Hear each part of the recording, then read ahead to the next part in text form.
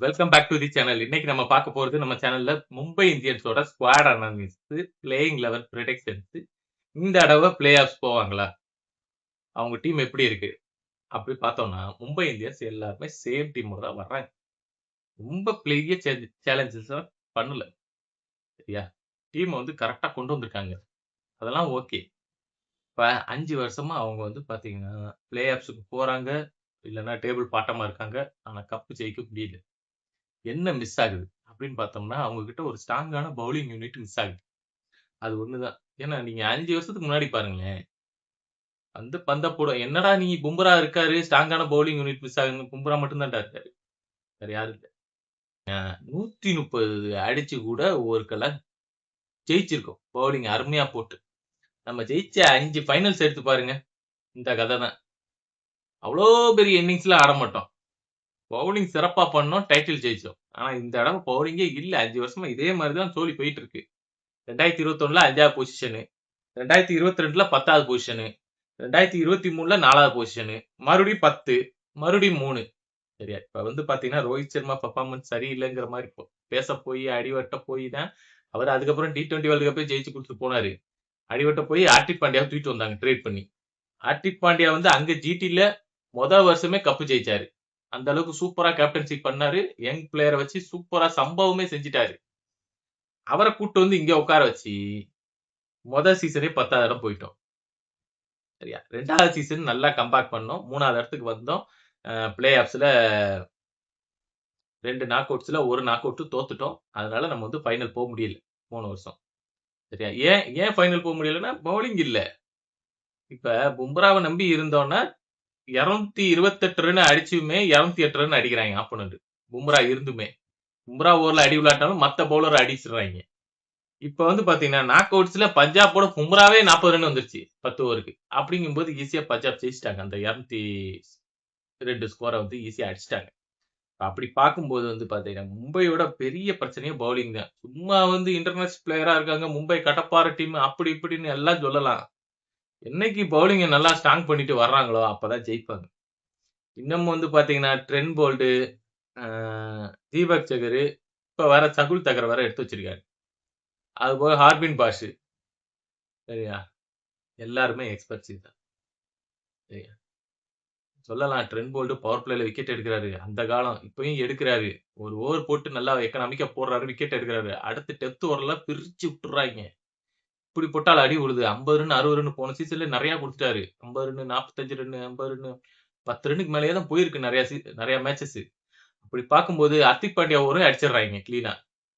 All ரவுண்டர்ன்னு சொல்லி அவர் ஓவரையும் அடி விழுது. கேப்டன் ஓவரும் அடி விழுது. இப்ப பார்க்கும்போது வந்து பார்த்தீங்கன்னா, பவுலிங் யூனிட் வந்து நல்லா ஸ்ட்ராங்கா வரணும்.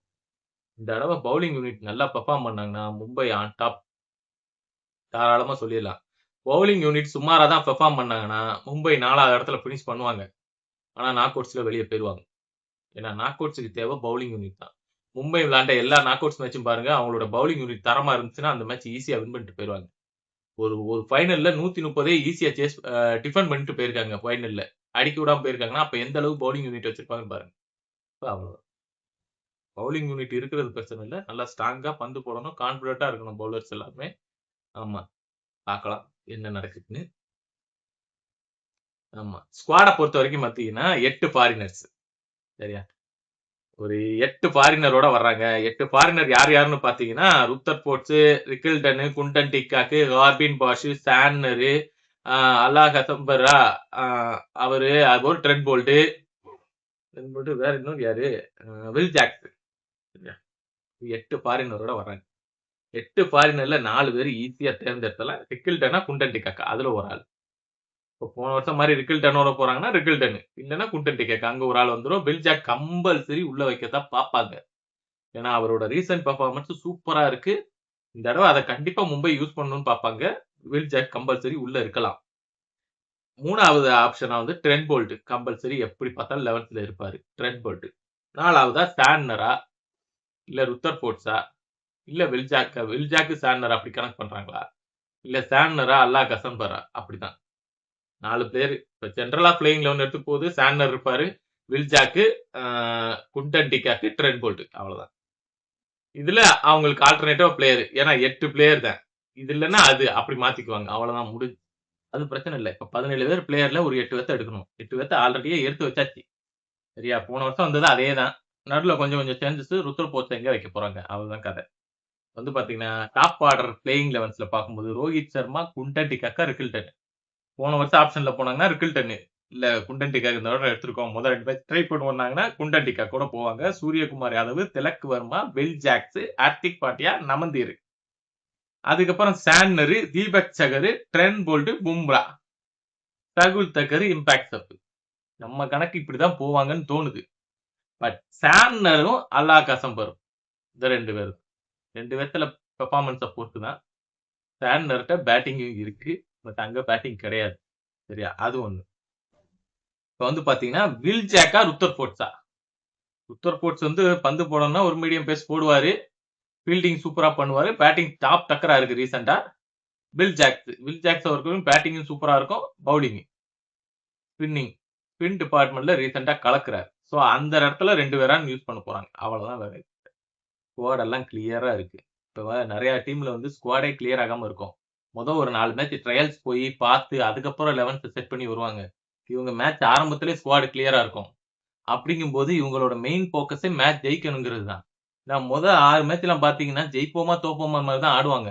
அதுக்கப்புறம் தான் வந்து உள்ள வந்து பிளே பிளே ஆஃப்ஸ் கிட்ட வந்து உள்ள போவாங்க.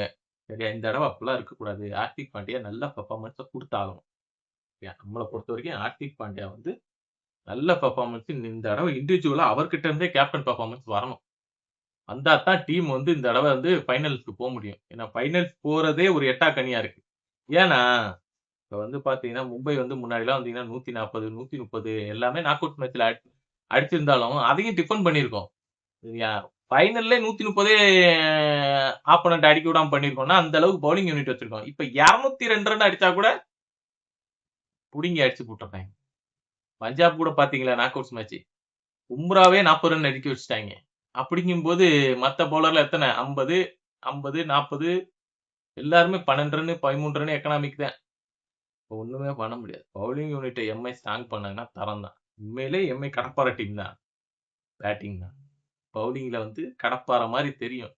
2 தட்டு தட்டுனா உடைஞ்சிரும். அந்த மாரி தான் இருக்கு. சரியா? நீங்க நம்புனாலும் உண்மை அதுதான். அது மும்பை இந்தியன்ஸ் ஃபேன்ஸ்க்கே தெரியும். ஏன்னா 2 வருஷமா, 3 வருஷமா அப்படித்தானே இருக்கு. பாக்க ஆன் பேப்பரா நல்லா இருக்கு. ஆனா போய் எல்லாருமே அடிக்கிறாய்ங்க. அப்ப என்ன பண்ண முடியும்? இப்ப வந்து பாத்தீங்கன்னா, தீபக் சஹர கொண்டு வந்தா அவரு ஒரு அடி விழுது. ட்ரெண்ட் போல்ட் போன வருஷம் ஃபுல்லா அடிதான். பவர் பிளேல விக்கெட் எடுக்குறாரு. அது தாண்டுனா அடி விழுந்துருது. என்ன பண்ண முடியும்? பும்ரா ஒண்டி மட்டுமே வச்சுட்டு நம்பிட்டு இருக்க முடியாதுல்ல. இப்ப சகுல் தக்கர் வேற. சகுல் தக்கர் எப்படிங்கிறது நமக்கு தெரியும். அவர் நல்லா போட்டாருன்னா போதும். அப்புறம் ஹார்பின் பாஷ். ஃபாஸ்ட்டா கொண்டு வந்தாங்கன்னா, அவரு எப்படி போடுறாருன்னு உங்களுக்கு தெரியும். ஹர்திக் பாண்டியா எப்படி ஐபிஎல் பண்றாருன்னு தெரியும். அவர் ஒரு எக்ஸ்பென்சிவா தான் போகும்.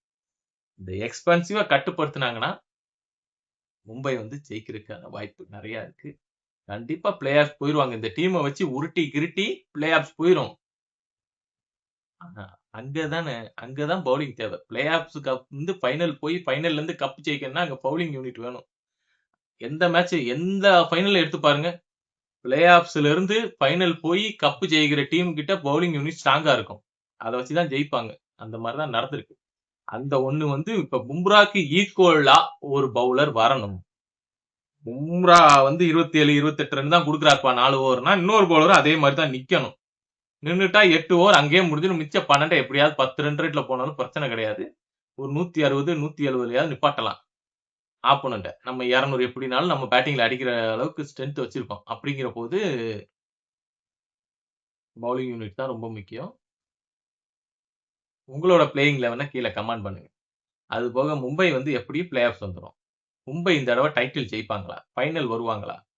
மும்பையோட பவுலர் இந்த தடவ நல்லா பெர்ஃபார்ம் பண்ணுவாங்களா? அப்படிங்கிறதையும் கமெண்ட் பண்ணுங்க. சரியா? வீடியோ பிடிச்சிருந்தா லைக் அண்ட் சப்ஸ்கிரைப் மறக்காம பண்ணிருங்க. சரியா? மும்பை வந்து ஸ்ட்ராங் டீம் தான். நான் இல்லன்னுலாம் நான் சொல்லவே மாட்டேன். பவுலிங்க மட்டும் கொஞ்சம் கரெக்ட் பண்ணி ஸ்ட்ராங்கா வந்தாங்கனாலே போதும். தட்டி தூக்கிரலாம். பார்க்கலாம் மும்பை எப்படி பெர்ஃபார்ம் பண்றாங்கன்னு. வீடியோ பிடிச்சிருந்தா லைக் அண்ட் சப்ஸ்கிரைப் மறக்காம பண்ணிருங்க.